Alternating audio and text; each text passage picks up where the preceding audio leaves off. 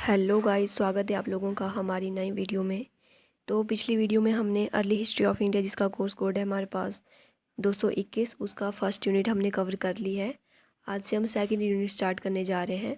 तो second unit के अंतर्गत जो हमारे पास फोर्थ चैप्टर है वह है हिंद यूनानी, शक, पार्थियन और कुषाण।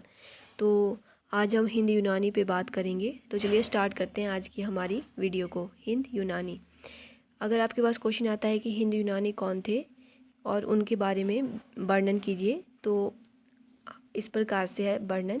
लगभग 305 बीसी से 206 बीसी के मध्य एशिया में एक विशाल साम्राज्य सेल्यूकस के पूर्वजों ने स्थापित किया था। बाद में सेल्यूकस ने बल्ख यानी कि बैक्ट्रिया क्षेत्र को अपनी एक उपराजधानी के रूप में चुना ताकि वो भारत के ऊपर आक्रमण करने के लिए विशाल सेनाओं का निर्माण कर सके। कहाँ पे? बैक्ट्रिया में। इन सेनाओं ने भारत पर कई बार आक्रमण किए तथा इन सैनिकों को भारतीय लोगों ने यवन नाम से पुकारा। यवन शब्द मध्य एशिया में युग के रूप में प्रचलित था, जिसका अर्थ है युद्धजीवी या बुद्ध पर आश्रित रहने वाला। भारत में इन लोगों को हिंद यवन या इंडो ग्रीक अथवा बैक्ट्रियंस ग्रीक के नाम से जाना जाता है। महाभारत काल में सबसे पहले यवन शब्द का प्रयोग हुआ है। शुंग काल में मिलिन यानी मिनांडर शासक के विवरण मिलते हैं, जिसने नागसेन के अधीन बौद्ध धर्म को ग्रहण किया था। नागसेन ने मिलिंद पन्नों से ज्ञात होता है कि मिलिंद ने अपनी जिज्ञासा शांत होने पर बौद्ध धर्म स्वीकार किया था। इसी प्रकार जो है क्षेमेंद्र की अवदान कल्पलता में यवन शासकों के आक्रमणों की चर्चा मिलती है।